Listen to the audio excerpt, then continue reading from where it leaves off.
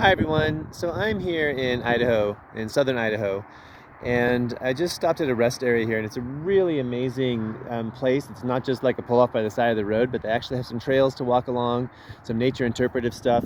And what I've been learning since I've been here is that this was a relatively recent lava flow. You can see all this rock here, and if you look around, it's just like almost like a ridge of rock that just kind of comes across over here.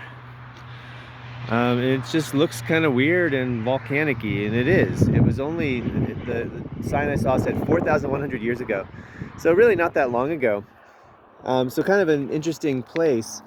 You find that lava everywhere, but what you also find, since this is of course a botany class, a plants class, is the landscape is dominated by this kind of a plant right here. This is something called sagebrush. And it's a really, really common sight in most of the West. We're in a place here that is called high desert, meaning they don't get much rain in the summer at all, like sometimes only about an inch.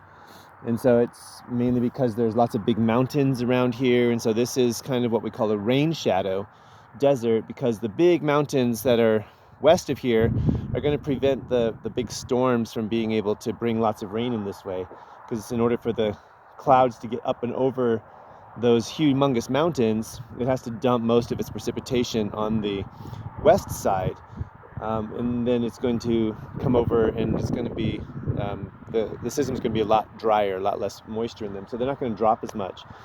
And so that's what we're seeing here. This is a high desert, and you notice it's not just sagebrush. There's definitely some grasses in here, and I see some wildflowers over there, some yellow, probably mustard family flowers. Not much else that I see. Here's some trees, some conifer trees, maybe some other things that we'll see around here. But I just wanted to point out again the sagebrush. And so sagebrush is one, it's basically related to the sage that people will collect and dry and burn. It has really quite a powerful smell to it. It's the one that people will burn. It's kind of a ritual thing. They'll burn to like cleanse spaces and houses and things like that. It's not at all related to the culinary spice of sage. So if you're seeing a recipe that's calling for sage, it's not this at all. It's a completely different thing. But this is it's kind of an interesting landscape here. And again, one of the things to notice about a desert place, there's not much moisture. So these plants here and the animals that are here all have to be pretty well adapted to living without water or without very much. And so a lot of these plants are going to have some of those adaptations. One is that they're just not going to get very big. You're never going to see giant redwoods growing in a desert, right? So you're not going to get really tall things. Even the trees, the conifers, you can see a lot of them are kind of like gnarled and bent over and not real big. This is one of the biggest ones that we have right here.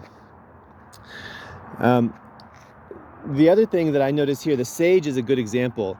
One of the things I notice about sage, you probably notice it too, is that it has a very light color to it. It's very pale.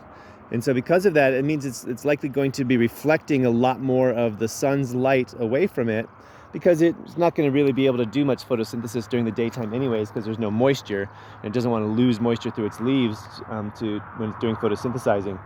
So reflecting a lot of the sun's light is going to help keep it from heating up as much, and it's going to keep the leaves from losing as much moisture from that way as well. Kind of noticing some other things on here. I'd see right there, you might see, I've seen a few of these now, ladybugs, or ladybird beetles they're sometimes called. So there must be something that they're munching on, maybe aphids or things like that are surviving in here. I'm also wondering what these things are that are growing on the stems. I wonder if it's some kind of a parasitic plant, like a mistletoe of some sort, although it doesn't really look like it. I'm curious about that. I don't know, but it's kind of interesting environment here. And I just wanted to mention it since we're talking about different ecosystems and different biomes. Here's a different one, and this is a very, very, very common one in different, slightly different forms all throughout the West. So I'm in Idaho, and the sign back there mentioned like 18 million acres just in Idaho of this kind of habitat. And we're just going to see it all through Nevada and lots in California and Colorado and Utah. We're going to see this kind of a environment down into New Mexico and Arizona, like most of the West, is going to have big areas that are very similar to this. So just kind of an important one, obviously, in our country, and one that's, I think, worth mentioning. So thanks for paying attention, and I'll talk to you guys again soon.